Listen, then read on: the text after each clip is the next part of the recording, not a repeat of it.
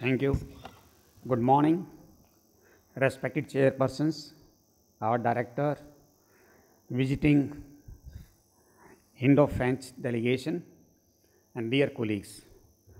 Please bear with me, some of my slides may be just repetitive in nature, and afterwards I'll highlight what all academic courses we offer at the institute, how we influence the national policies here.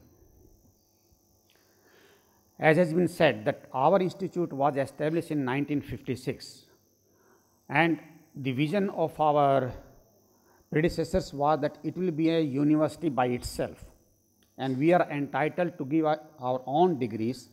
We are not governed by the Medical Council of India, and we also are supposed to be the role model for the country in terms of the medical education, research, and the patient care.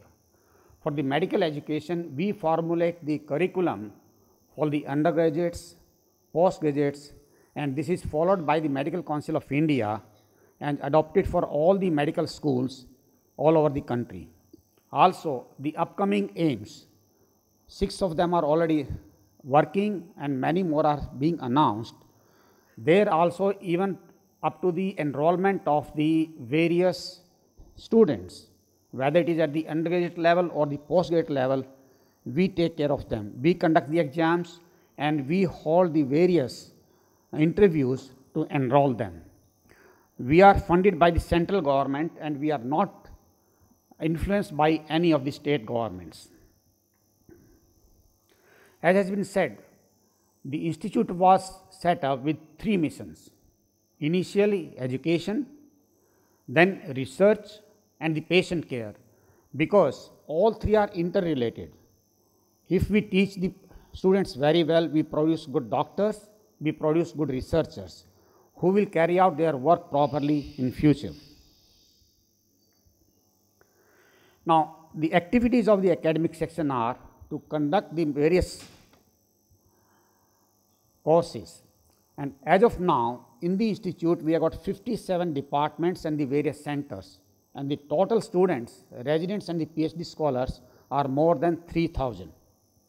Now, we have got different types of the courses like undergraduate courses, postgraduate courses, and postdoctoral courses. So, for the postdoctoral courses and the postgraduate courses, we enroll the students in 2 sessions per year in January and July. For MBBS courses and various MSc and BSc courses, we enroll only once a year, that is in August. Various residency programs. Now, basic qualification which we have for the enrollment of the students, for the senior residents, they should be either postgraduates in various streams, whether it is medical side, surgical side, or the dental side. And for junior residents, we have got the undergraduate courses as the essential criteria, that is MBBS. Now, various streams we have for the enrollment of the residents, either it can be academic courses where the students at the same time they are pursuing their course, either MD, MS, PhD, or the MCH, DM programs, or then can be non-academic residents who are just taking care of the patients.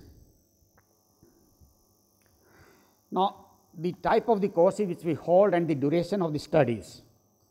Basic degree is the MBBS, that is undergraduate courses, which has got 4.5 years of the education and 1 year of the compulsory rotation. Our annual intake is 77 students per year, so at a time it becomes a strength of 385. We hold 3 courses in the nursing. One is the BSc Honours in Nursing, which is a 4-year course. Annual intake is 77, making it a total of 308. Then we have got BSc Nursing, because some of our nurses, they are just the certificate holder, and there we provide them the BSc Nursing. Then BSc Honours in the paramedical subjects, we hold the various courses. As of now, we have got about more than 400 PhD scholars, and the duration of the course is 5 years. These are held in various disciplines. Then DM courses we have after the postgraduate courses in medical disciplines like cardiology, neurology, gastroenterology, and the MCH courses in the surgical disciplines. So, at a time we have about 500 students pursuing this course. For the MD, MS and other courses, we have got 3 years course that is enrolling more than 700 students. Now, just now Dr. Acharya told about the long-term and the short-term training. So, I like to explain what is long-term training. These are the students who are sponsored or candidates coming from the defense services or from the various other government institutions. And these students are enrolled for a period of 2 years. That is the long-term training course. Then short-term trainings we get from Indian universities as well as the international universities. These students, they spend about 6 months time in a particular discipline. Then elective training for the undergraduate courses. Various students we get from abroad who are pursuing their undergraduate career and they want to see the particular type of the diseases which are in India. So, these students we get from all over the world, and in 2014 and 15 we had about 741 students who carried out the long-term and short-term training, and we had various WHO fellows also. Now, as had been said, the AIIMS is always considered as the India's best college for last 15 years. Now, we have introduced some new courses also recently because more and more specialized areas are being developed, like MCH in trauma surgery and clinical care, MCH in burns, plastics and reconstructive surgery, critical care medicine, infectious disease, therapeutic nuclear medicine, addiction psychiatry, pediatric pulmonology and pediatric nephrology. Many more courses are in the pipeline pending approval. So, as has been highlighted, we have got a large population. We have got various type of the diseases which are affecting the people. More than 3 million patients, they come here for their treatment. So, there is scope for the various exchange programs, because what we do not see in the Western world, we see in India. And students can come here through the exchange program to learn about the various diseases. Similarly, our students can go to the Western countries to learn more of the techniques and the therapeutic measures. So, what we highlighted about the various subjects in some of the disciplines like cardiovascular diseases, I know that Professor Alan Carpentier is famous for the valve repair programs, and some of our own colleagues have been trained by him. So, same thing can be carried through. Similarly, for the minimally invasive cardiac surgery, and in the field of the biomaterials, valve substitutes, India is still having the problem of the rheumatic heart disease, and more than 30% of our patients, they come in under that category.